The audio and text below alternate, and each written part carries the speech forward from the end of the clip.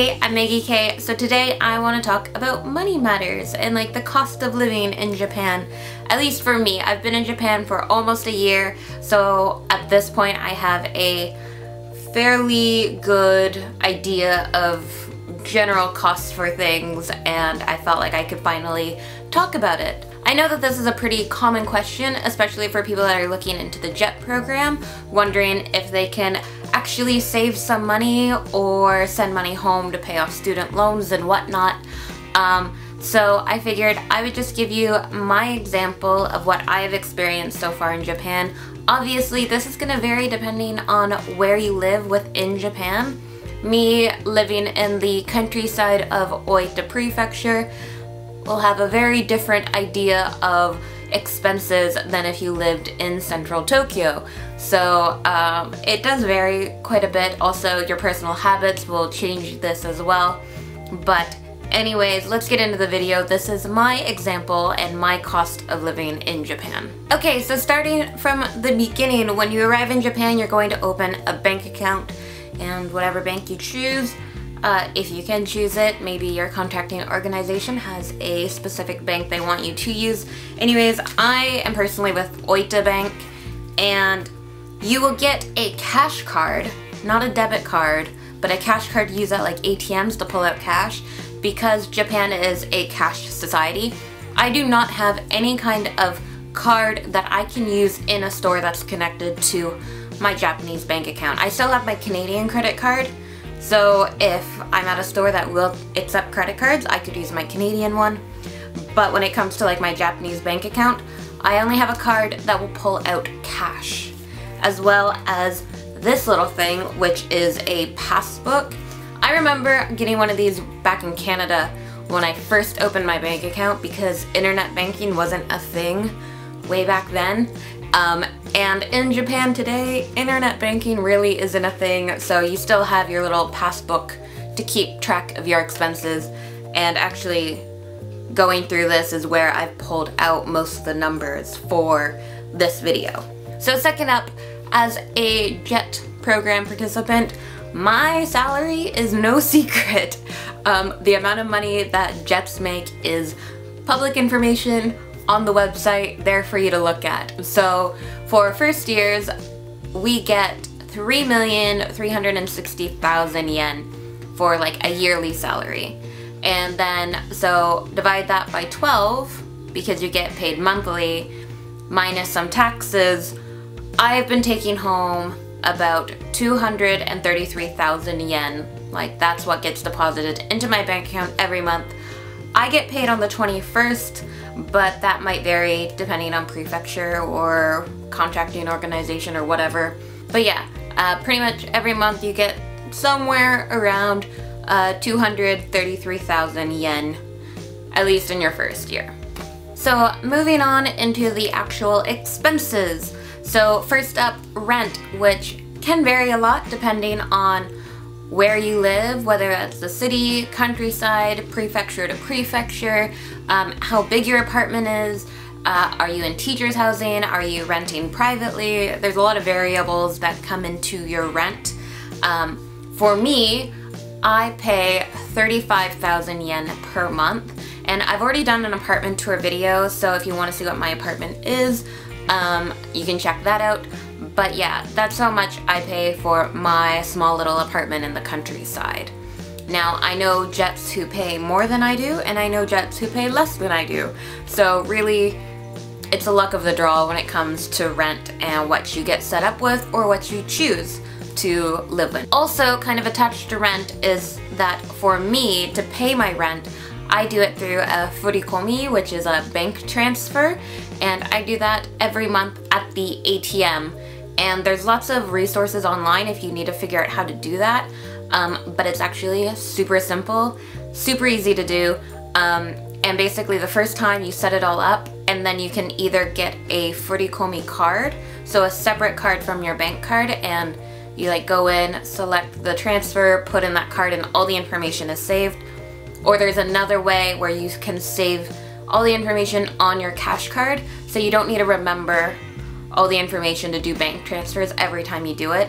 It's really easy, really simple, and it's actually pretty convenient to do bank transfers at ATMs, which, you know, having a convenient bank transfer at ATMs is nice since internet banking isn't a thing, which is typically how I would transfer money before coming to Japan. So next up, we'll move into the utilities. Now, I don't know about water bills because my water is included in my rent. I have never paid a water bill in Japan. I have no knowledge about how much water might be. I don't know if it's a common thing to have the water included into the apartment's rent, but that's how it is for me, so I can't say anything about that. So next up is electricity. Now this will vary greatly on your habits as well as the time of year. So for me, in summer and winter, my electricity bill was around 4,000 yen each month, and that's because I use my air conditioning in summer and winter for cooling and heating my apartment, which in fall and spring, the temperature outside is really nice, so I don't feel the need to use my aircon at all. So in spring and autumn, when I am not using my aircon, my electricity bill is closer to 2,000 to 2,500 yen per month. So it does like almost double in the summer and winter when I'm using my aircon, but you know, it is what it is. And this will also depend not only on the seasons and if you're using aircons and whatnot, but also on personal habits. I have a really bad habit of sleeping with lights on. Like, I will fall asleep with my light on and then wake up at 3 in the morning being like, shit, I should probably turn my light off. So that would probably account for some of my higher electricity bills as well. I have a little oven that I know sucks up quite a bit of electricity that I do use on a very regular basis, so you know, those kinds of things do factor into how much electricity you would spend, but yeah.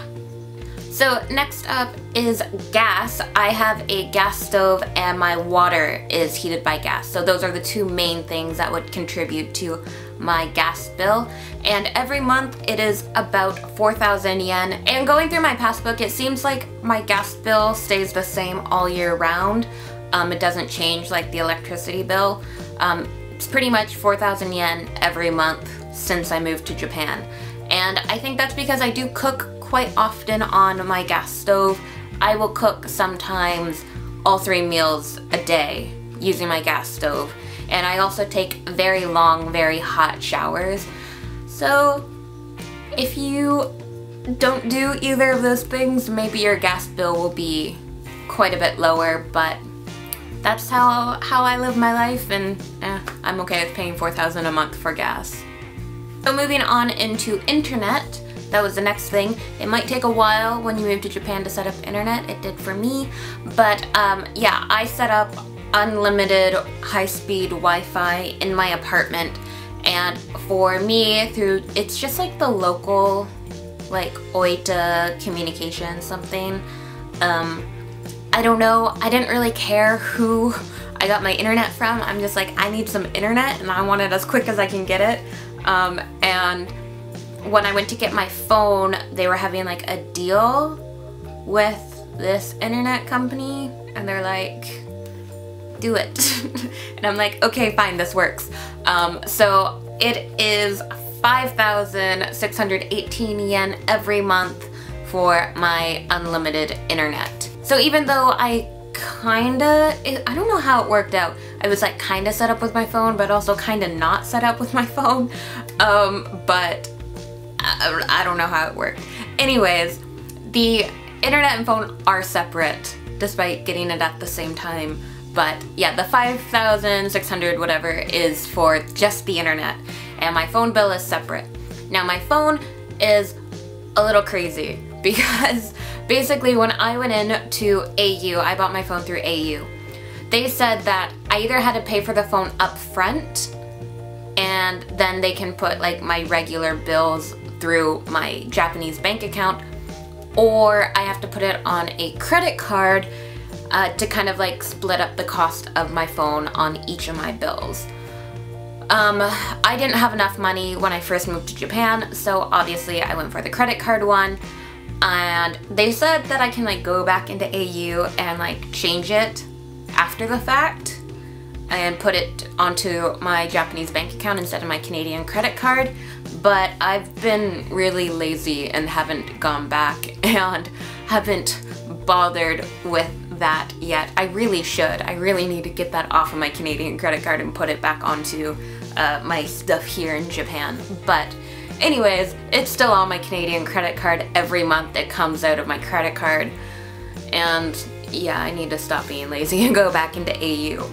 But anyways, so I pay about 8,200 yen per month, and that's for, you know, the cost of the phone that's been split up, as well as I'm pretty sure it's like unlimited calling, and I get 3 gigs of data, which part of me is thinking I should bump up. On a normal month it's fine, but especially in the summer when I have a lot of time off, I don't have a computer or internet at school, so if I need to look something up, I do it on my phone and use my data, and I feel like not having lesson times, I'm going to be looking things up on my phone more often, so that's gonna suck this summer. But yeah, right now, as it stands, it is 8,200-ish yen every month for my phone. So moving on from the like basic utility type expenses into what will probably be the other major expense for you, and that is food.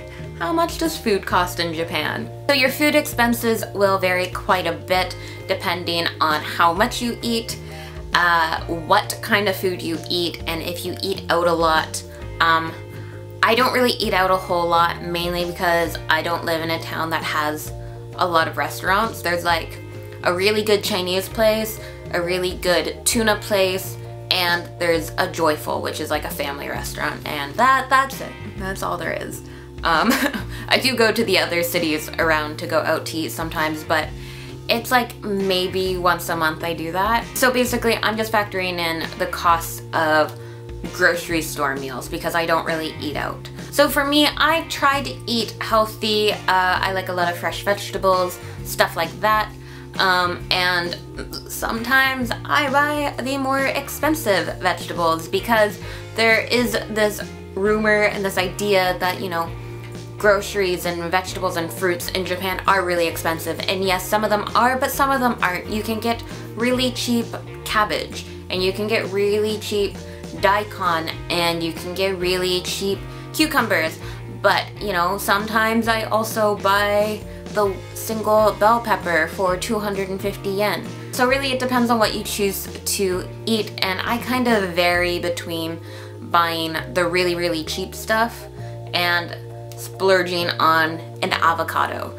You know what I mean? So for me, I tend to go to the grocery store 2 to 3 times per week because I don't like having a lot of food in my house at one time. I feel like it goes bad if I do that. So each time I go to the grocery store, I spend probably between 2,000 to 3,000 yen each trip. So typically by the end of the month, I have probably spent between 25,000 to 30,000 yen for groceries and food. But like I said, it really depends. You can eat very cheap in Japan if you choose to, or you can spend a fortune on food in Japan if you choose to eat that kind of stuff.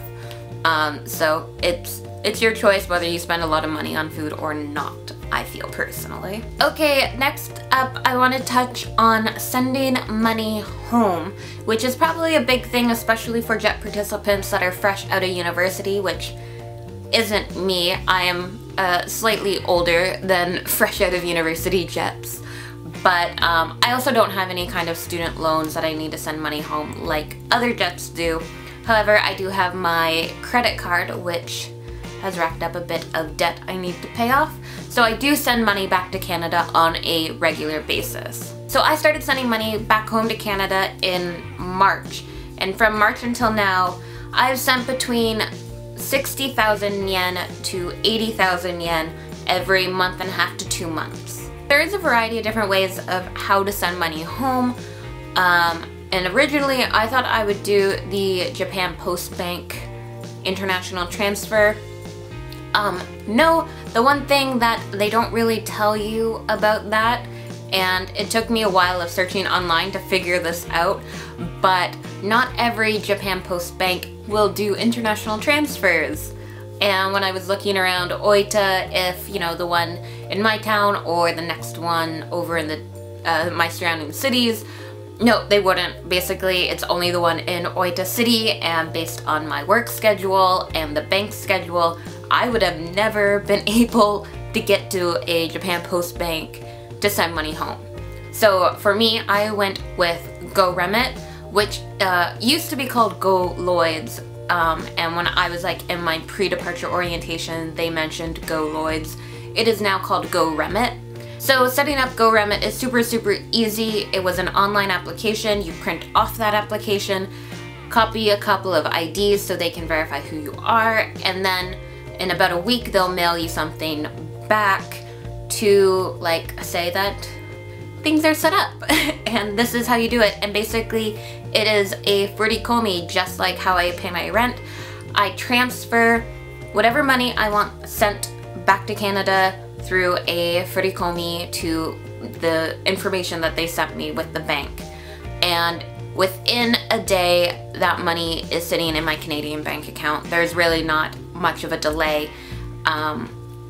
So yeah, that's been really easy, especially living in the countryside when you don't have access to other options, because it's a simple transfer that you can do at any ATM for your bank. So that's how I send money home. For me, I have felt that I have had plenty of money after my expenses and whatnot to send money home. And I know I've seen people post online that they feel like they struggle to do that and they struggle to pay off debts and it's really not enough. For me, I have felt that it's easily done. So I think it kind of really depends on a lot of different factors, but I am an example of easily being able to send, you know, $600 to $800 home every, 2 months. Another big cost is going to be transportation. Now this will vary depending on where you live. I know for me, where I'm living, train travel is not convenient or cheap, and I usually don't take the train unless I'm going out of prefecture. Like if I go to Fukuoka for a weekend, I'll probably take the train there just because it'd be a hassle to drive. So for me, on a daily basis, I have my car. So I bought my car off of my predecessor, and there was the insurance on my car, which the insurance company wanted me to pay for the year up front. I don't know why, but they're like, we want you to pay up front. We don't want to do a monthly something. And that was long enough ago. I totally forget how much it was. And I have no idea what that was. So for insurance, don't know. I feel like it was fairly reasonable. Like I didn't really think too much of it. And in terms of gas, because I don't actually drive to most of my schools. I don't use my car extensively on a daily basis, and I can go a month to a month and a half on a single tank of gas. So each time I fill up my gas, it is about 4,000 to 5,000 yen. So gas for me isn't really a big deal. Obviously, if I take a road trip somewhere using my car, that's gonna be some extra gas, but typically on a daily basis for me, it's pretty affordable, 4,000 to 5,000 yen every month and a half-ish. So yeah. So the last thing I thought about mentioning is travel. When you come to Japan, you want to travel and you want to see the country, and of course, why wouldn't you? And that's going to be an expense. So the trips you take in Japan are going to be vastly different in cost, depending on where you go, who you're with, and where you are personally located. So some travel basics Obviously, it depends a lot on where you're going to stay. If you stay at a hostel versus a really nice hotel versus like couch surfing and whatnot, staying with a friend, that's going to change the cost of your trip, and that's a personal choice. Also, if you choose to travel solo or with a friend, traveling with a friend is a bit cheaper than traveling solo because you have that extra person to split costs with. So I always find if I can travel with a friend, that's cheaper than traveling solo. Also, it depends a lot on where your placement is, I feel, whether you can easily get to other areas of Japan.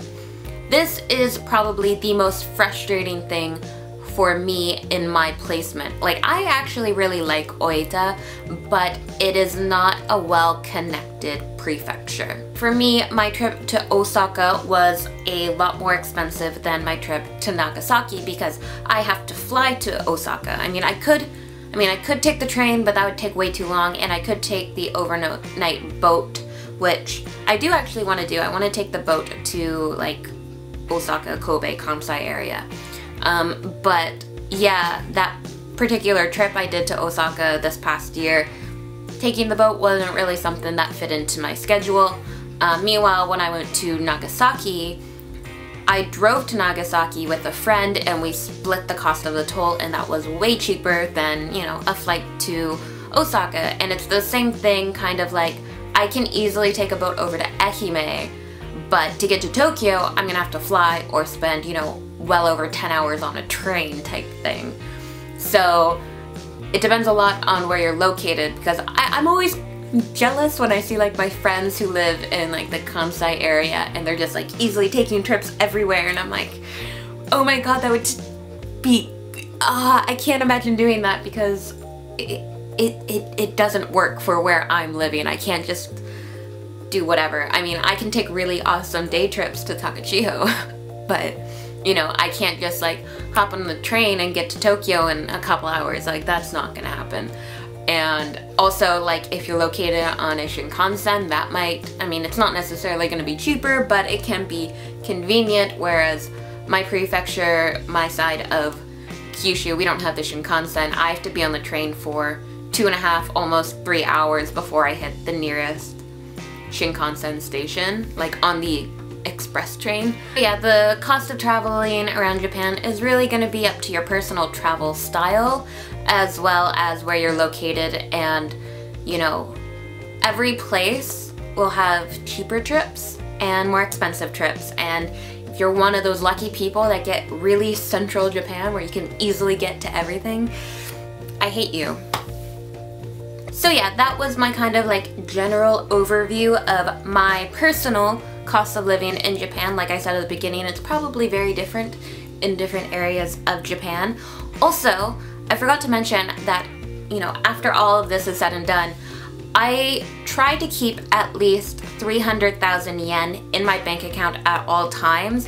I really don't allow it to dip much below that. If it does, it's usually like a couple of days before payday. And that's just personally, I like knowing that I do have that extra bit of money should unforeseen circumstances arise.